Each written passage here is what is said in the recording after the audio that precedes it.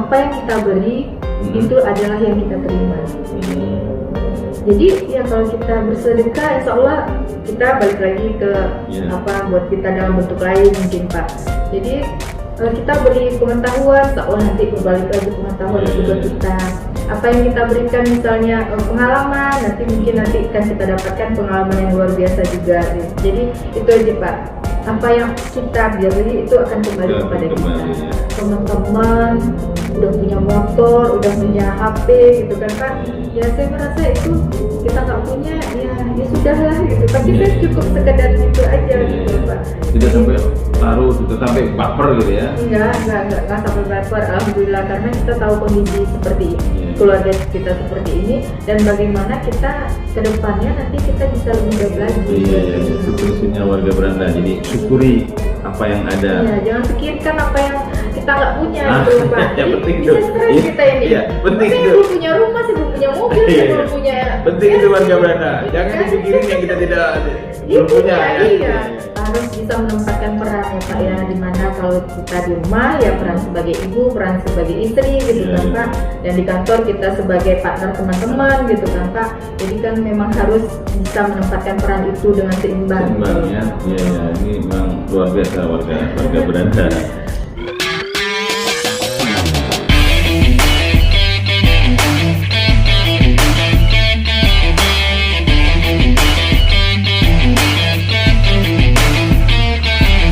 Assalamualaikum warahmatullahi wabarakatuh. Alhamdulillah wa syukurillah. Allahumma shalli ala Muhammad wa ala ali Muhammad.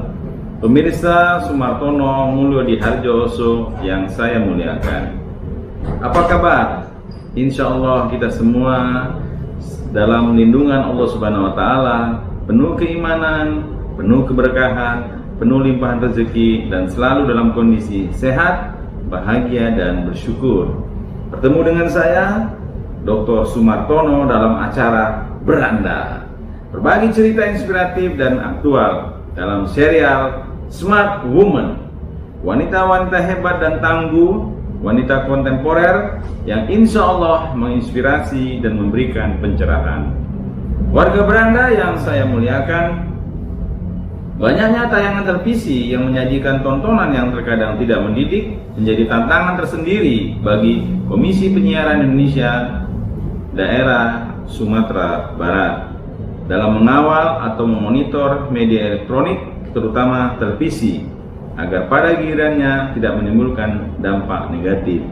Untuk mengetahui bagaimana peran strategis KPID Sumatera Barat dalam mengawal penyiaran di Sumatera Barat, kita undang wanita tangguh, wanita hebat, wanita kontemporer yang telah diberi amanah mengawal penyiaran di Provinsi Sumatera Barat.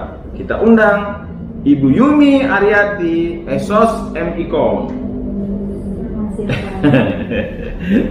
Ya, apa kabar Bu Yumi? Alhamdulillah. Iya. Apa kabar Pak Sumartono? Ya, alhamdulillah wa syukurillah.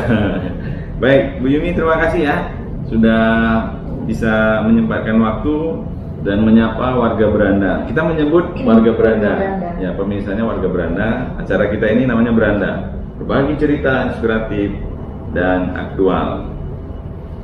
Ibu Yumi, sebelum kita membahas tentang bagaimana sepak terjang Bu Yumi di KPID atau mengawal penyiaran, ini ada pertanyaan wajib yang harus saya tanyakan dan warga Beranda pengen kepo gitu ya. Pertanyaannya sederhana aja Bu ya. Apa bahagia menurut Ibu? Bahagia itu apa sih menurut Bu Yumi? Silakan Bu. Wah, pertanyaan sederhana tapi memerlukan jawaban yang cukup ini ya Pak ya. Bahagia itu sederhana Pak. Saat kita berada di suatu komunitas, melihat orang bahagia, pasti kita ikut bahagia. Dan saat kita datang, kita tersenyum, itu juga sudah memberikan kebahagiaan buat orang lain gitu kan Pak. Jadi bahagia itu kita yang rasakan, kita yang ciptakan. Warga Beranda, bagi Bu Yumi, bahagia itu sederhana. Kita yang ciptakan, kita yang rasakan. Wah, ya menarik ya. Dan ketika kita bisa tersenyum, itulah tanda bahwa kita bahagia. Wah, iya. Tapi Bu Yumi, bisa nggak Bu Yumi ceritakan keluarga beranda, momen yang paling membahagiakan dalam hidup ibu. Momen yang paling membahagiakan. Sepertinya sih banyak gitu. Banyak ya Pak. Banyak ya. sepertinya, tapi kalau Bu Yumi berkenan menyebutkan salah satu atau salah dua, salah tiga juga nggak apa-apa. Siap. Salah tiga itu solo ya. Bisa aja. Jadi kalau momen bahagia itu Pak, saya pernah duduk bermain bersama anak. Di sana saya termenung, terharu malah.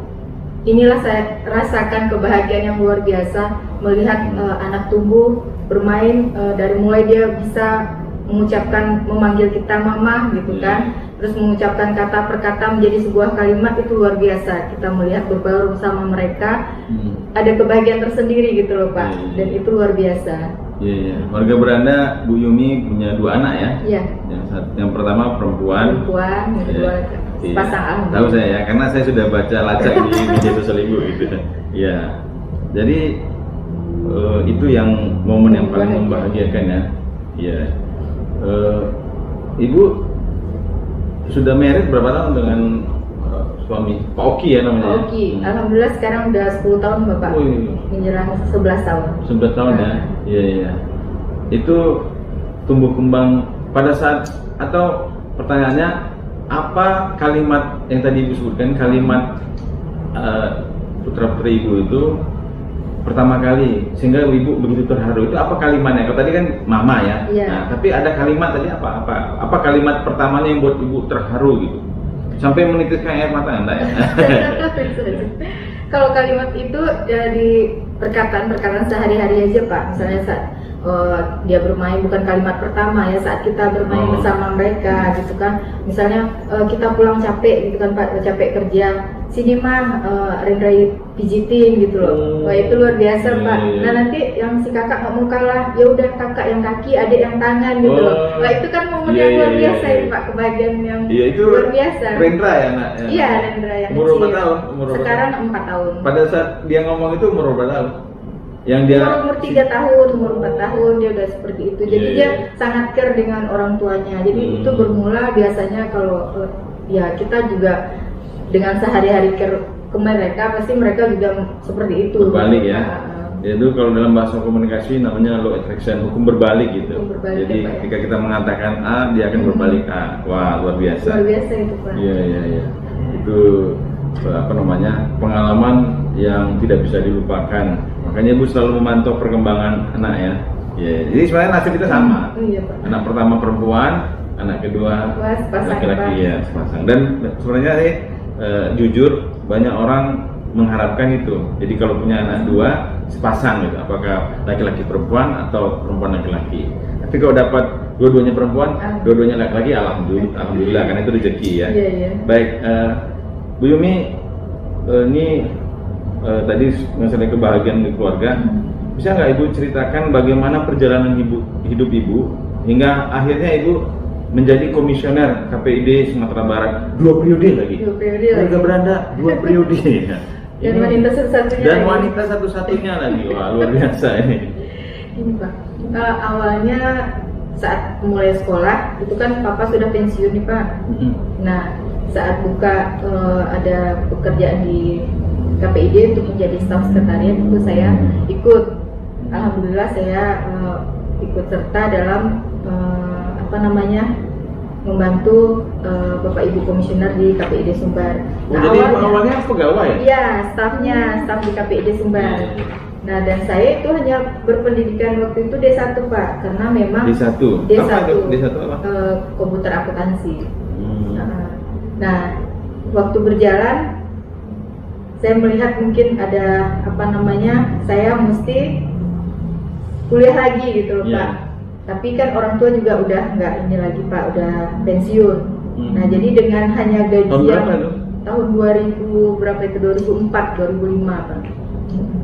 Saat itu dengan gaji yang alhamdulillah Pak, saya cukupkan gitu loh Pak, karena memang ada support juga dari bapak-bapak ibu komisioner untuk kuliah lagi biar bisa mungkin lebih baik ke depannya.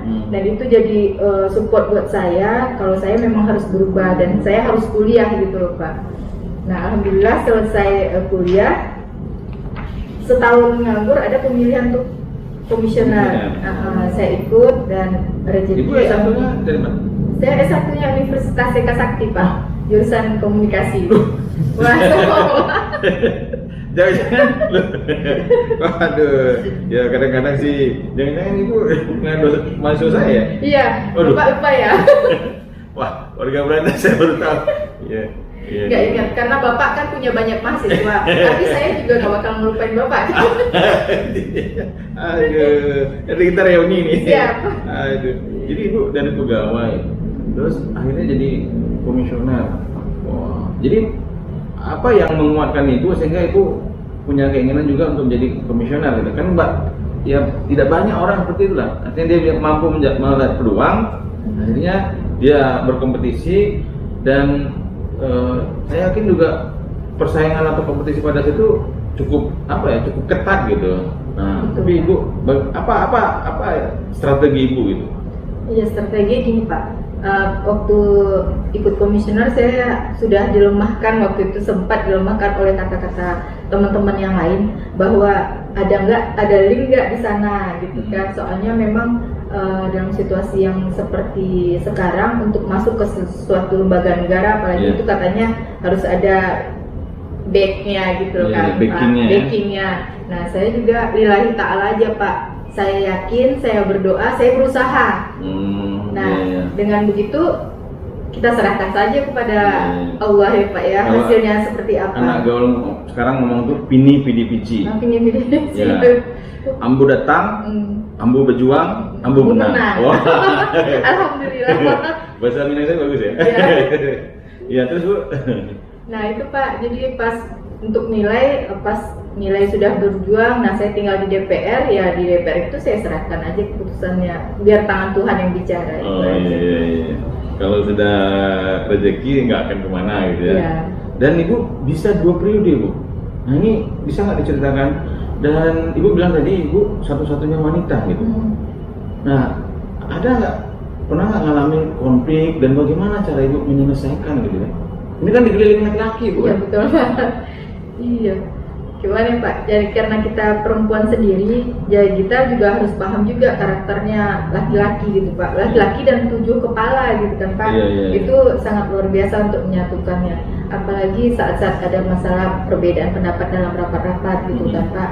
Nah, kita harus bisa menempatkan maksud saya di sini kalau memang itu untuk kepentingan lembaga, kepentingan kantor itu kalau memang kita kalah di suara, ya kita redam aja gitu Pak, jangan gontok-gontokan juga di rapat gitu kan Pak, toh hasilnya untuk kepentingan lembaga gitu. Iya, itu bisa Ibu lewati ya, akhirnya bisa 2 periode walaupun yang milih itu DPRD ya. Tapi dalam keseharian Ibu bisa menetralisir ini cowok-cowok, ini pria-pria luar ini. Biasa itu ya, Pak. Luar biasa tantangan Ibu. Tapi begini Bu, biasanya Ibu kan sudah berkeluarga, artinya ketika Ibu masuk KPID Ibu sudah berkeluarga kan, satu keluarga istri. Nah, bagaimana langkah Ibu atau apa yang Ibu komunikasikan ke suami sehingga saya yakin itu mendapat dukungan dari suami dan ya orang-orang tipikal seperti Ibu yang smart woman itu tidak akan berani melangkah kalau tidak ada restu dari suami, benar ya? Benar sekali Pak, benar tapi sekali. Apa yang Ibu katakan gitu?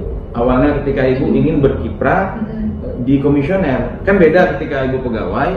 Ya, artinya kalau pegawai itu ya waktunya paling ada waktunya dari jam sekian sampai sekian. Tapi saya dengar juga yang namanya komisioner itu waktunya bisa 24 jam dan Ibu warga Belanda, Bu Yumi ini mengawal seluruh lembaga penyiaran baik publik, swasta, komunitas, berjaringan Sumatera Barat. Itu ada berapa Bu yang Ibu awasin? Kurang lebih 84 lembaga penyiaran. 84. Nah itu radio dan televisi. Ya, apa yang Ibu katakan ke suami? Saat memulai pendaftaran Pak, itu saya udah bilang sama suami kalau suami nggak dukung, saya robek ini pendaftaran. Karena satu hal, apapun kegiatan di luar kantor itu harus minta tolong dimengerti gitu. Maksudnya bukan di luar kantor, kegiatan kantor ya dari pagi atau digangguin malam-malam telepon sama lembaga penyiaran gitu kan Pak, itu resiko kerja. Nah kalau suami nggak mendukung ya saya robek ini pendaftaran. Alhamdulillah suami mendukung Pak, malah misal waktu itu kekurangan materai Pak, nah dibeliin materai, terus dianterin cek kesehatan, pokok syarat-syarat pemenuhan itu bareng-bareng kami Pak. Berarti suami itu tahu prosesnya ya? Iya tahu sekali. Saya robek gitu kan? Iya, serobek kalau nggak emosi. Bukan, nggak emosi, kita bilang aja kalau suami nggak dukung ya sudah, maksudnya bukan robeknya gini Pak, kita nggak usah masukin, nggak usah masukin lamaran gitu kan Pak, karena memang resiko kerjanya seperti itu. Cuma suami berpesan ya itu tadi keluarga jangan ditinggal deh. Ya saya bilang itu keluarga nomor satu, itu tidak mungkin ditinggal, apapun itu kejadian di kantor nanti pasti itu lebih didahulukan keluarga. Dan selama 2 periode itu artinya ibu mampu menjalankan keseimbangan ya, peran sebagai istri juga secara profesional ibu sebagai komisioner ya. Alhamdulillah Pak, sampai sekarang ini suami nggak protes Pak. Nggak protes. Itu bukti itu berarti. Itu bukti ya Pak ya. Aman aja. Ya jadi itulah Pak, kita harus bisa menempatkan peran ya Pak ya, dimana kalau kita di rumah ya peran sebagai ibu, peran sebagai istri gitu kan Pak, dan di kantor kita sebagai partner teman-teman gitu kan Pak. Jadi kan memang harus bisa menempatkan peran itu dengan seimbang. Ya. Ini memang luar biasa warga beranda. Jadi selama ini hubungan dengan suami baik, hubungan dengan mitra kerja baik, hubungan dengan teman-teman kolega komisioner juga baik, sehingga nampak dari wajah Bu Yumi itu ya selalu ceria, ya selalu penuh dengan smile, sikapnya yang welcome gitu. Ini luar biasa. Maka cowok-cowok yang di komisioner tuh ya pada nurut aja gitu. Luar biasa. Bu, sekarang saya ingin nanyakan tupoksi KPID itu apa bidang kerjanya atau bagaimana cara mengawasi lembaga penyiaran? Ya, kalau tupoksinya kita Pak sesuai dengan amanat Undang-Undang Penyiaran itu ada pengawasan penyiaran baik untuk radio maupun televisi. Nah itu kalau bidang-bidangnya, kalau di KPID Sumbar sendiri itu ada 3 bidang. Ada bidang kelembagaan, bidang isi siaran, sama bidang perizinan. Nah itu kalau bidang isi siaran tentu di bawah langsung pengawasan isi siarannya. Kalau kami di bidang perizinan tentu perpanjangan tangan pemerintah pusat untuk membantu teman-teman di radio TV untuk memproses perpanjangan izin atau membuat izin baru. Nah sementara untuk kelembagaan bagaimana membangun lembaga ini. Biasanya Bu, lembaga penyiaran yang nakal-nakal tanda petik itu di apanya? Perizinannya atau isinya? Tapi kalau dasarnya jadi kontennya ya apa? Ya perizinan juga nggak kalah ini ya Pak. Soalnya gini, saat teman-teman ini punya izin, mereka dilema, nggak tahu kalau izinnya udah habis atau pembayarannya telat. Nah giliran pembayaran telat atau izinnya mau dicabut, nah baru mengadu ke KPID gitu. Sementara kan yang tahu izin mereka itu habis mereka sendiri.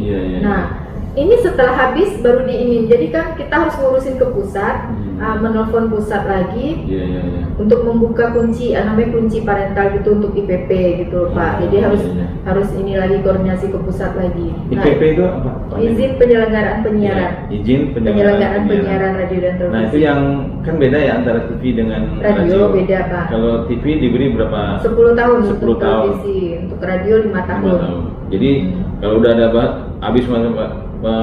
habis masa berlakunya, itu prosesnya tetap ke KPID. Iya, tetap ke KPID. Jadi dia di undang-undang juga bilang setahun sebelum masa habis izin itu lembaga penyiaran harus menyampaikan melalui KPID. Nah, sementara teman-teman kalau nggak menyampaikan tentu kami juga nggak ini kan Pak, karena apalagi sekarang digital. Digital sekarang lembaga penyiaran itu langsung online ke Kominfo pusat. Jadi justru tidak melibatkan KPID lagi. Jadi sekarang murni KPID memenuhi konten siaran aja, mengawasi konten siaran. Konten ya. Jadi masalah perizinan mereka langsung ya. Iya. Apalagi kan nanti ada perubahan dari analog ke digital. Ya itu sampai service Pak. Jadi kalau mereka masukkan permohonan sekarang lengkap isi siarannya, izin sementara itu bisa dikeluarkan siang oleh Kominfo pusat kalau lengkap persyaratannya. Jadi memudahkan secara administratif ya. Betul. Untuk izin siarannya. Tapi pengalaman dari segi isi siaran karena itu menjadi konsen daripada Komisi Penyiaran baik pusat maupun daerah, itu kalau untuk daerah Sumatera Barat banyak yang nakal atau gimana caranya itu untuk mensiasati ya begitu itu? Kalau yang banyak yang nakal ya gimana? Nakal tanda petik. Nakal tanda petik. Jadi apa namanya? Kalau isi siaran itu Pak paling kami menemukan pelanggaran itu nanti disurati lembaga penyiaran. Nah, untuk disurat itu kami sampai mendatangkan mereka teman-teman itu sekalian mengedukasi dan membina untuk konten-konten berikutnya supaya tidak terjadi pelanggaran lagi. Iya. Oh, artinya tingkat kepatuhan lembaga penyiaran itu besar, tinggi. Besar tinggi. Dan bagaimana Bu? Perlu juga Ibu terangkan tentang partisipasi, karena ini apapun di dunia ini atau di suatu lembaga atau suatu negara, kalau tanpa partisipasi masyarakat itu maka kebijakan program itu tidak akan bisa berjalan gitu. Nah, ini bagaimana Bu? Ibu menilai atau selama 2 periode Ibu menjadi komisioner menilai tentang partisipasi masyarakat kita di Sumatera Barat? Peran serta masyarakat di Sumatera Barat ini cukup tinggi Pak. Tinggi, ya? Kenapa? Saya menyampaikan saat kita melakukan sosialisasi, melakukan kunjungan ke daerah-daerah, itu dari masyarakat itu bisa langsung menanyakan ke kami gitu kan Pak. Misalnya ada konten-konten yang tidak sesuai. Nah, kami juga cukup menerangkan misalnya kalau untuk konten televisi, kalau misalnya itu ranahnya pusat, kami akan menyampaikan ke pusat. Jadi aduan-aduan dari masyarakat itu bentuklah sebuah ada form kami, form pengaduan. Nah, itu silahkan diisi. Tapi kan kadang-kadang peran serta masyarakat dia langsung aja Pak, ini gimana nih program siaran ini begini-begini. Nah, itu yang kita sampaikan ke masyarakat juga itu harus jelas hari apa, tanggal berapa gitu kan Pak. Karena kita juga SOP-nya ada gitu kan Pak.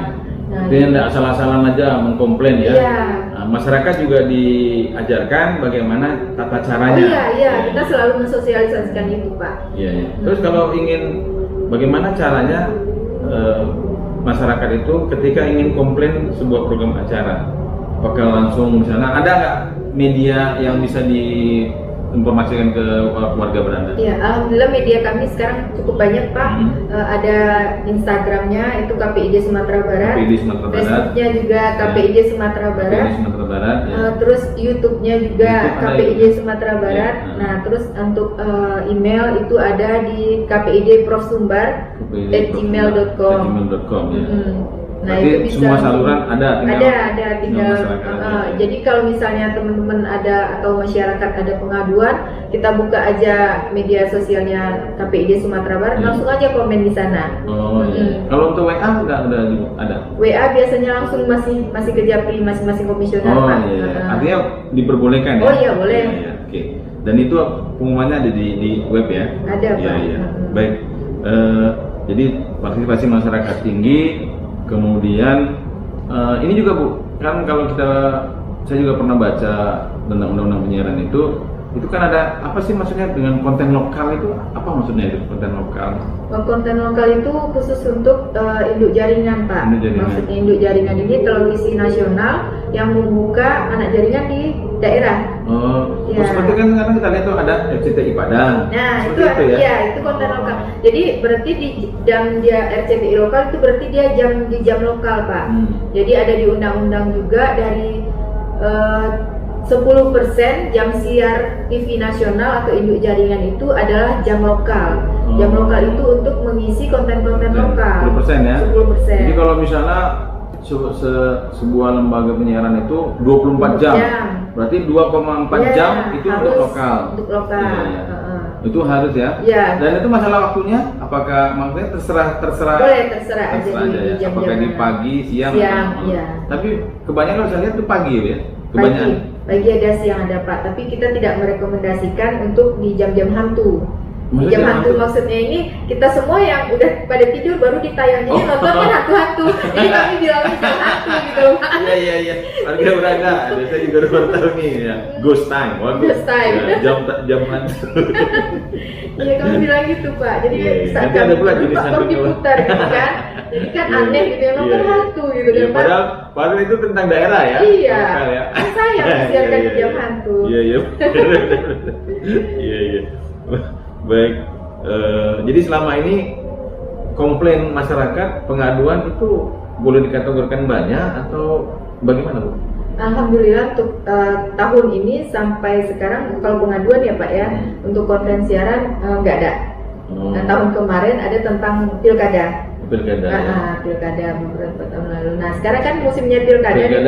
Tapi karena pilkadanya kan apa nanti 9 Desember ya? 9 Desember. Ya. Nah biasanya itu pengaduannya itu tentang yang turistar. Yang ada satu kemarin, ada satu kemarin yang udah sampai ke kami tentang turistar.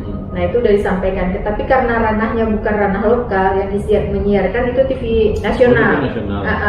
Jadi kami berkirim surat berdasarkan mediasi ya, mediasi. Laporkan ke KPI pusat ya. Karena itu bukan ranahnya kami Pak. Iya. Karena dia. Tapi yang di TV tadi di TV lokal. Itu baru ranahnya. Iya. Itu tidak ada ya? Oh nggak ada sampai sekarang. Aman aja. Iya. Nah berkaitan ini Bu dengan pilkada. Kira ya Ibu apa yang mau disampaikan ke netizen berkaitan dengan 9 Desember nanti? 9 Desember nanti ya Pak ya. Tinggal berapa hari lagi nih? Iya, hanya beberapa hari. Iya. Jadi kepada warga netizen, warga Beranda, nanti diharapkan untuk pilkada tahun ini, mari bersama kita wujudkan penyiaran berkualitas, pemilu berintegritas. Jadi terpilihlah pemimpin-pemimpin yang tentu bisa mengayomi masyarakat khususnya Sumatera Barat. Pemimpin yang amanah. Amanah, ya. Baik, Bu udah banyak cerita tentang penyiaran, tapi warga Beranda juga ingin tahu dan kepo.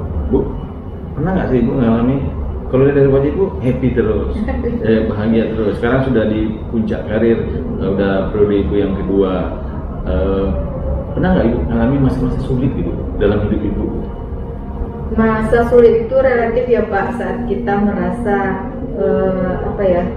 saat susah banget itu masa sulit. Jadi jangan sampai kita merasa kita di atas, kita masa sulitnya lepas, enggak. Bagaimana seperti yang orang bilang, hidup ini berputar. Jadi saat kita nanti di atas, nanti kemungkinan lagi kita akan mengalami masa-masa sulit itu kan Pak. Tapi masa sulit Ibu apa sih? Kayaknya Ibu nggak pernah hidupnya sulit gitu.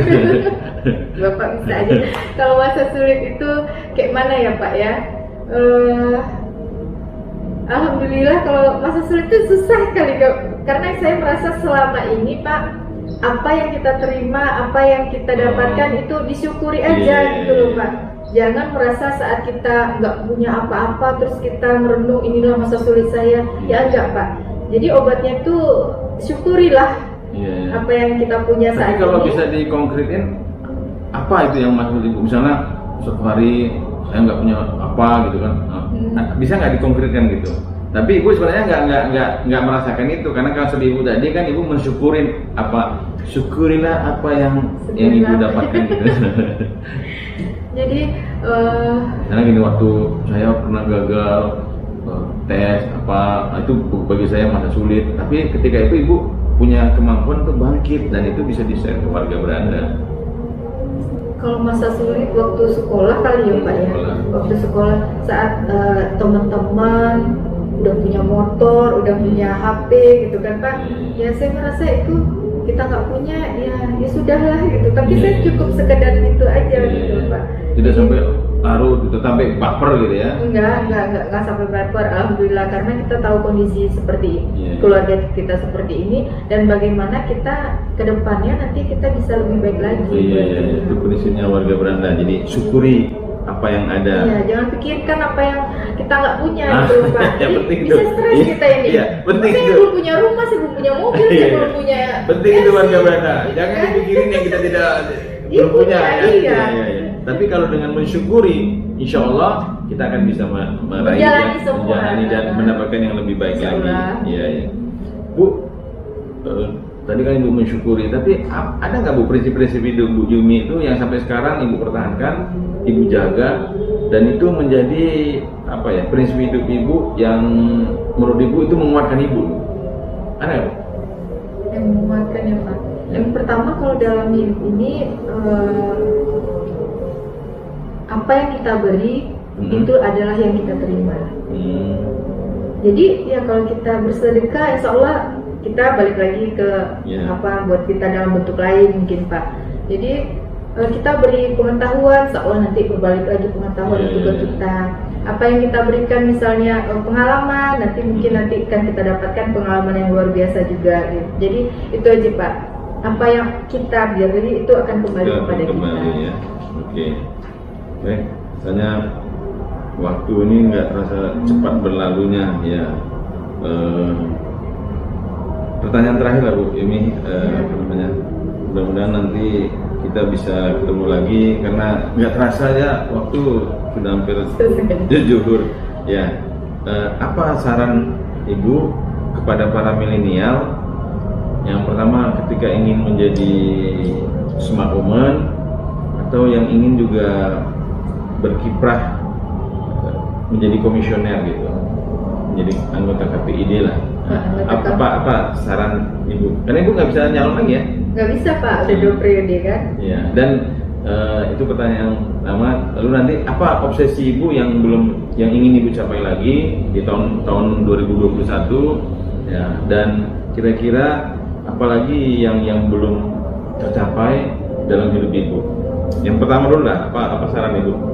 Kalau saran buat teman-teman milenial untuk menjadi anggota KPID, saat nanti mencalonkan menjadi anggota KPID, berpikirlah, jangan berpikir apa yang diberikan negara ke kita gitu ya Pak ya.